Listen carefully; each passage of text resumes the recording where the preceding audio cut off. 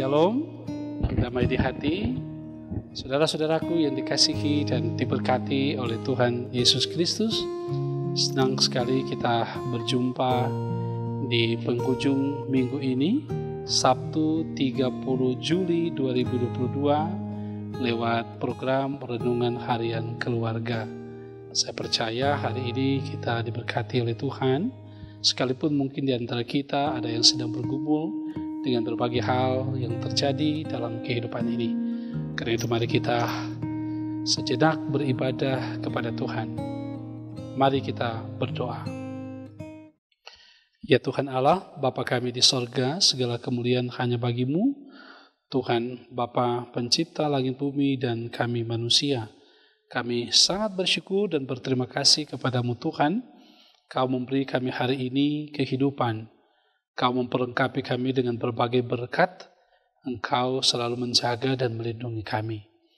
Hari ini kami berkomitmen lagi untuk hidup dalam ketaatan dan kesetiaan kepada Tuhan lewat belajar kebenaran firman Tuhan yang kami pahami. Firman Tuhan, pelita hidup kami yang menuntun kami untuk ada di jalan yang benar. Karena itu kuasa Roh Kudus menaungi kami untuk kami beribadah, terlebih memberi hikmat bagi kami untuk membaca dan merenungkan kebenaran firman Tuhan. Namun ampunilah kami ya Bapa dari salah dan dosa yang kami perbuat melawan kehendak-Mu. Dalam nama Tuhan Yesus kami berdoa. Amin. Saudara-saudaraku yang dikasihi dan diberkati oleh Tuhan kita Yesus Kristus, kita akan membaca firman Tuhan di saat ini dalam perjanjian baru. Kita membaca dari kitab 1 Korintus 10 ayatnya yang ke-30 hingga 33.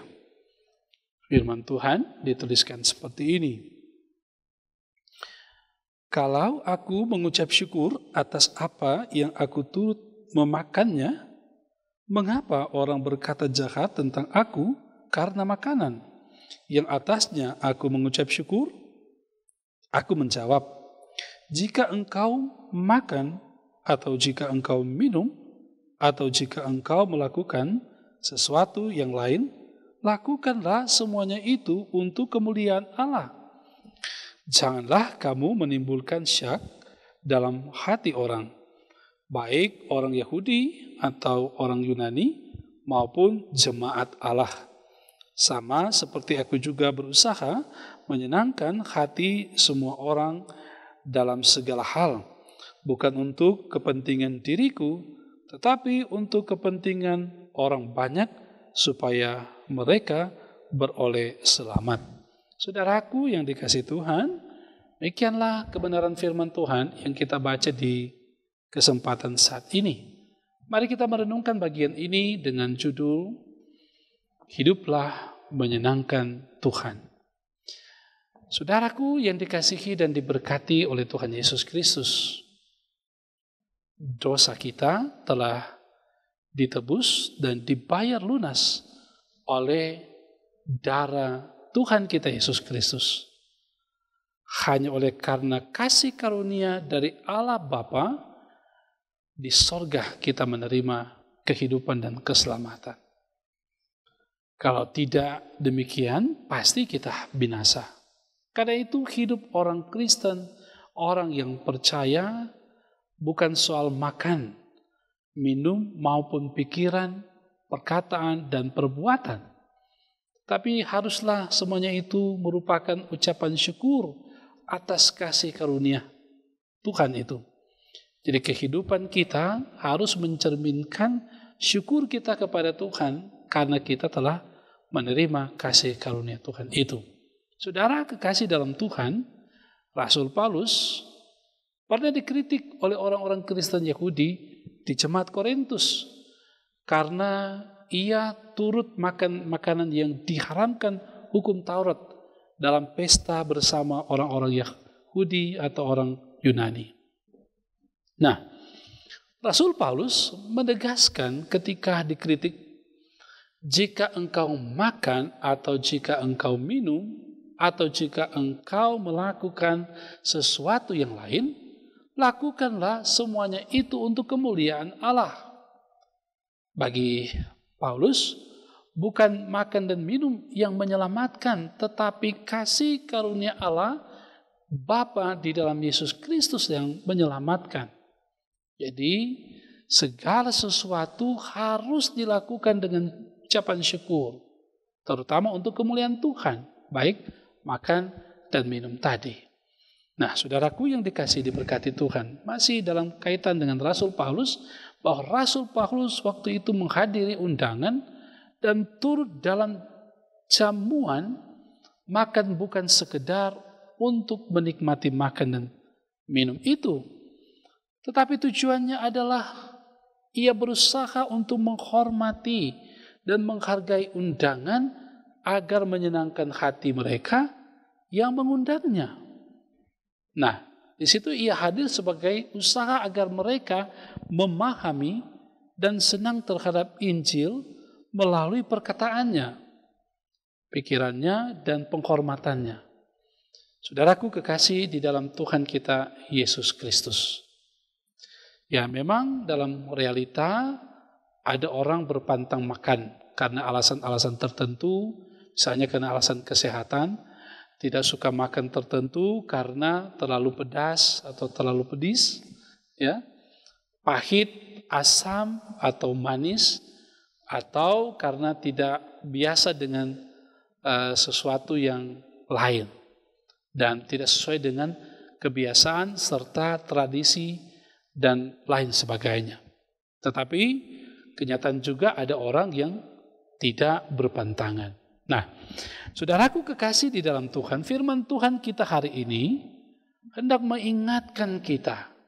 Nah, jangan hanya karena persoalan makan, minum, jadi penghalang. Ya, kata firman, janganlah kamu menimbulkan syak dalam hati orang. Ya, jadi jangan cuma karena persoalan makan, minum, menjadi penghalang bagi orang lain untuk menjadi pengikut Yesus Kristus.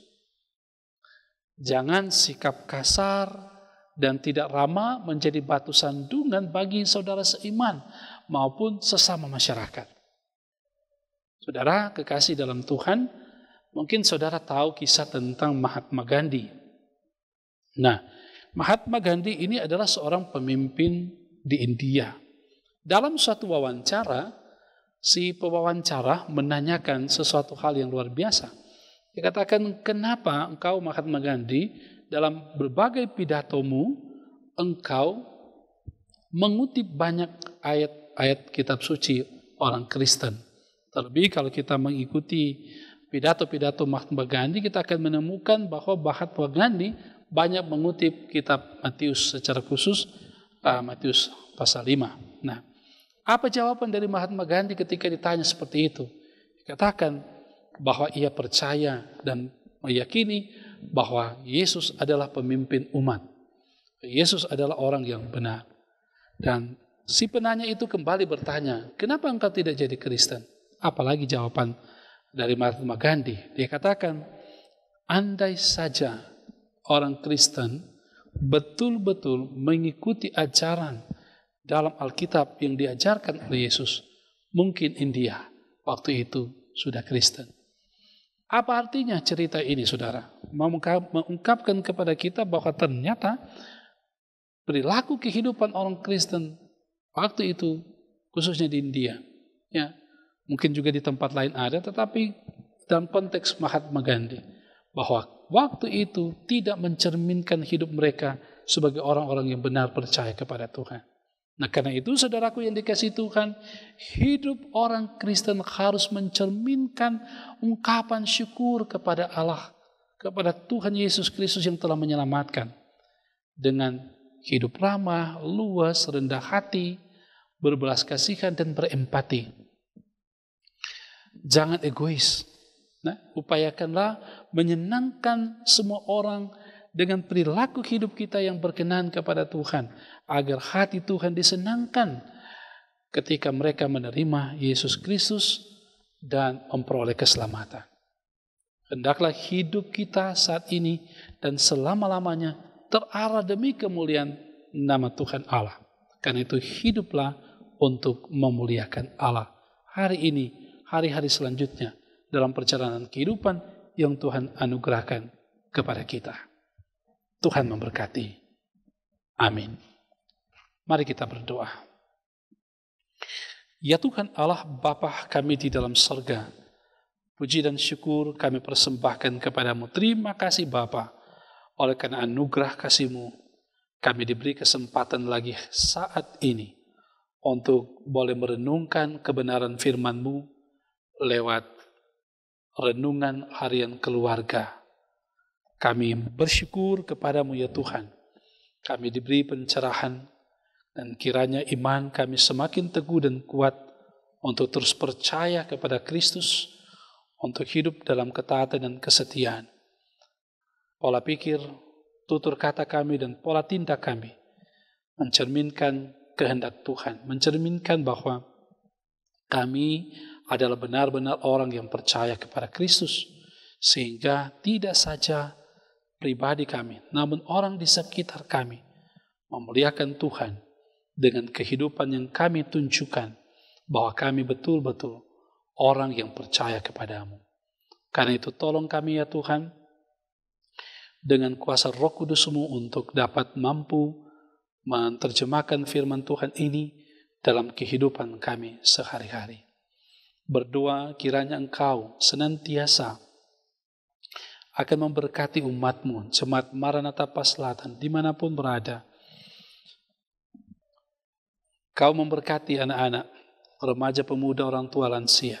Kau berkati usaha pekerjaan yang ditekuni, dimanapun itu yang berkenan kepadamu, Engkau berkati.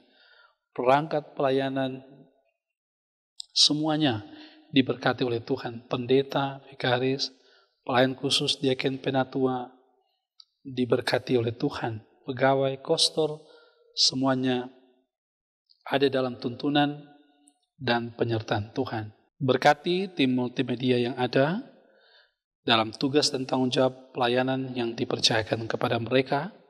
Berkati pemerintah kami supaya mereka dapat mengerjakan tugas tanggung jawab pelayanan dalam kepemerintahan dengan baik.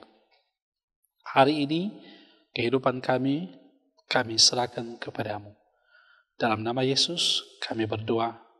Amin. Saudara-saudaraku yang dikasihi, diberkati oleh Tuhan, kita bersyukur boleh beribadah di saat ini, dan saya yakin kita boleh diberkati. Karena itu jangan lupa selalu ikuti renungan harian keluarga ini lewat channel YouTube Demi Maranatha Paslatan. Like, komen, share, dan Tuhan memberkati. Shalom.